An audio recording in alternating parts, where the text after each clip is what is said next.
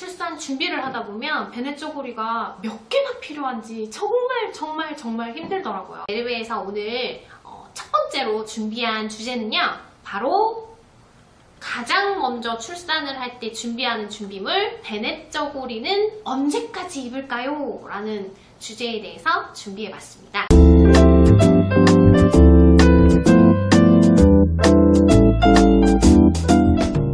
안녕하세요, 메르베TV입니다. 네, 오늘 저희 메르베에서는요, 인스타나 블로그를 통해서 판매뿐만이 아니고 고객 여러분들과의 소통을 하기 위해서 많은 창구를 열어두고 있어요. 그런데 요즘 유튜브가 대세잖아요. 그래서 메르베에서도 유튜브를 준비했습니다. 출산에 대해서 알지 못했던 분들, 출린이 여러분들 있죠? 출산 준비하는 어린이 여러분들, 메르베TV 보시면서 출산에 대한 여러가지 정보들 많이 얻어가셨으면 좋겠어요. 그래서 저희 메르베에서 오늘 첫 번째로 준비한 주제는요, 바로 가장 먼저 출산을 할 때 준비하는 준비물 베네쪼고리는 언제까지 입을까요? 라는 주제에 대해서 준비해봤습니다. 저희 베네쪼고리 언제까지 입을까? 라는 주제에 대해서 얘기해보기에 앞서서 베네쪼고리가 뭘까? 하는 얘기를 한번 해보려고 해요. 어렸을 때부터 베네쪼고리 말은 많이 들었는데 막상 출산 준비하면 베네쪼고리를 처음 보게 되는 경우가 굉장히 많더라고요. 베네쪼고리는 짜잔, 이렇게 생겼습니다. 이렇게 보이시는지 모르겠어요. 한복 저고리처럼 비슷하게 생겼는데요. 베네쪼고리는 깃을 달지 않은 갓난아이의 저고리라는 뜻으로 베네쪼고리 혹은 베네옷이라고도 해요. 아기들은 목이 짧아서 목이 잘 짓무르기 때문에 깃을 달지 않았을 것으로 추정되고요. 또 아이들 몸에 배기지 않게 시접이나 솔기 부분은 밖으로 향하게 이렇게 옷을 만들어서 지었다고 합니다.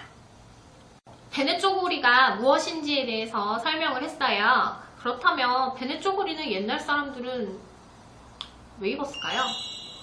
옛날에는 아기들 보온을 목적으로 또 위생을 목적으로 베네쪼고리를 입었다고 해요. 베네쪼고리를 보시면 이렇게 끈 형태로 되어 있어서 이거는 물론 옛날 형태의 베네쪼고리랑 생김새는 다르지만 상상을 해서 감안하셔서 보시면 좋을 것 같아요.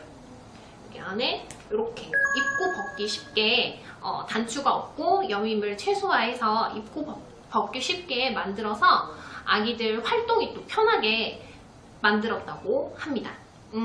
그러면 요즘에는요? 요즘에는 다른 바디수트라던가 내복이라던가 우주복이라던가 많은 베네쪼고리를 대체할 수 있는 아주 많은 옷들이 나와 있는데요. 그럼에도 불구하고 우리가 베네쪼고리를 입는 이유는 뭘까요? 현재에도 베네쪼고리를 입는 이유는요, 바로 아기들의 탯줄을 보호하기 위해서예요. 현재에는 내복이나 바디슈트, 우주복 등 옛날에는 저고리만 입었지만 다른 대체할 수 있는 많은 옷들이 나왔기 때문에 탯줄이 떨어질 때까지 입습니다. 내복 같은 경우나 바디수트, 우주복도 마찬가지로 옷들이 전부 다 아이들의 배꼽 있는 부분을 다 스냅을 채운다던가 바지를 끌어올려야 된다던가 하는 부분으로 다 건드릴 수 있어요. 그런데 이 탯줄 아마 출산하신 분들은 경험을 해보셨을 거고 또 출산을 준비하신 분들은 막연히 들어서만 알고 계실 것 같은데요.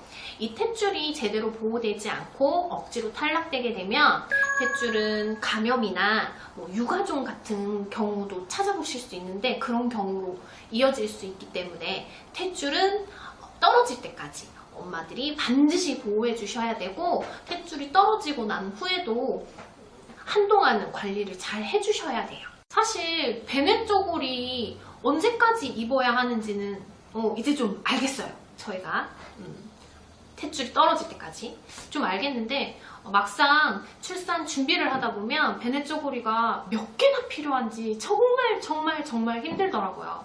저도 출산 준비할 때 전 이 방송 준비하면서 정말 나한테 베네쪼고리가 몇 개가 있었나, 선물은 몇 개가 들어왔고, 또 몇 개를 준비했고, 뭐 그런 것들을 다 사진으로 다 몇 개인지 찾아봤거든요. 그런데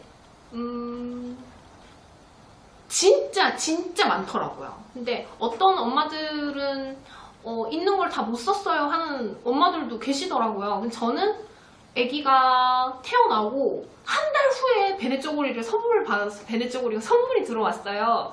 그 베네쪼고리를 제외하고 가지고 있는 베네쪼고리는 전부 다 사용을 했어요. 출산 후에 사실 엄마들이 아이들 육아를 하다 보면 손빨래를 하는 엄마들도 많이 계시다는 거 저 알고 있거든요. 그런데 사실 그게 쉽지는 않아요. 뭐 손목에 무리가 가게 되고 뭐 여러 가지 기타 많은 상황을 놓고서라도 그냥 아이를 세상에 없던 아이가 태어나서 아이를 재우고 먹이고 또 계속 싸기도 엄청 많이 싸잖아요. 애들은 먹으면서 싸더라고요. 그렇게 많이 싸.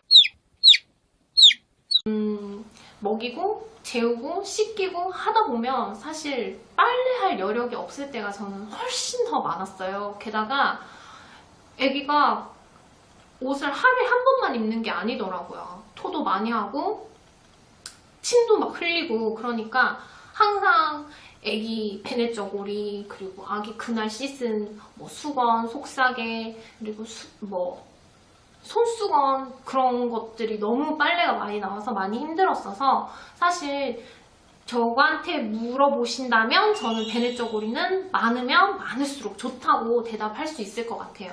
그런데 제가 이거 방송 준비하면서 또 다른 분들은 베네쪼고리를 또 얼마나 준비하시나 많이 찾아봤거든요. 그런데 대략적으로 뭐 3개 아니면 4개? 그 정도 많이 준비하시더라고요. 사실 베네쪼고리가 한 달 정도, 탯줄이 떨어지기 한 달 정도까지밖에 안 입혀지는 옷이다 보니까 많이 준비하기에는 좀 부담스러운 게 사실이에요. 그래서 베네쪼고리를 많이 준비하시는 분보다는 3개 혹은 4개 정도 준비하시는 분들이 많다는 거. 그리고 베네쪼고리는 탯줄이 떨어지고 나서도 애기들 아까 제가 토도 많이 한다고 말씀드렸잖아요. 애기들 토하고 개원해서 내복을 입히더라도 내복 상의를 버려지는 일이 굉장히 많아요. 이때 애기들 내복 상의 벗기시고 베네쪼고리 딱 입히시면 뭐 한 100일 전까지는 요거 사이즈가 예쁘게 잘 맞더라고요. 저는 그래서 저희 베네쪼고리랑 뭐 여기 아무렇게나 있는 내복이랑 이렇게 해서 내복 바지랑 이렇게 해서 입히시면 베네쪼고리 너무 짧지 않게 오래도록 예쁘게 잘 입히실 수 있을 것 같아요. 저희 오늘 베네쪼고리 언제까지 입을까 라는 주제로 얘기해 봤는데요. 아까도 말씀드렸듯이 탯줄이 떨어질 때까지는 탯줄 보호를 위해서 꼭 입어주셔야 돼요. 그리고 준비하신 베네쪼고리는 내복 상의 대신 입혀줄 수 있으니까요. 베네쪼고리 떼고 슈트로 입힌다거나 우주복을 입힌다거나 내복을 입힌다고 버리거나 처분해 버리시는 게 아니라 그거를 잘 가지고 계시면서 내복 상의랑 번갈아 가면서 갈아입혀주시면 더 오래도록 입히실 수 있을 것 같아요. 여기까지 저희 오늘 준비한 정보를 모두 말씀드렸는데요. 다음에는 더 유익하고 더 재밌고 더 알찬 방송으로 만나 뵙고 싶습니다.